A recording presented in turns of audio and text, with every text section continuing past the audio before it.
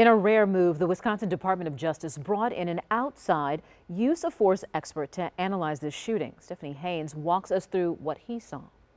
Former Madison Police Chief Wray said when he first saw the video of the shooting of Jacob Blake, he was troubled. But in his independent examination, he found the officer's use of force to be justified. And that was very difficult to watch. As a police professional, when I looked at that, I had problems. Investigators found Jacob Blake was tased twice, but not affected, and Blake managed to rip off the taser prongs. In his report, Wray quoted Officer Rusten Sheskey as saying he had never seen anyone do what Blake did. Wray himself noted it's unusual for the taser not to work. Wray documented what he described as a rapidly changing situation, writing, quote, "It was clear to P.O. Sheskey that even allowing Blake, armed with a knife, to get into a vehicle would be dangerous for the public and the child."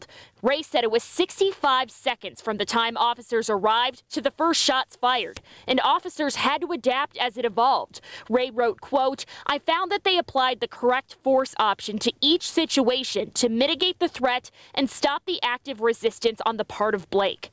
Wray's report determined it took 2.5 seconds for Officer Sheskey to fire 7 rounds, stressing that officers are trained to shoot until the perceived threat has stopped, which is what he says Officer Sheskey did.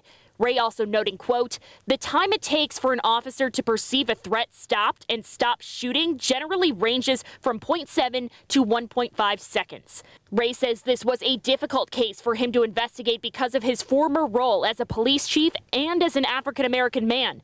But he says his obligation is to find the truth. The criminal justice system is a difficult system. It has the history of racism on top of racism, and we are trying to work through this.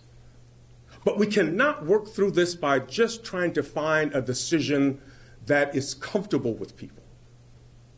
We've got to find the right decision. You could read Wray's full report at TMJ4.com. Stephanie Haynes, TMJ4 News.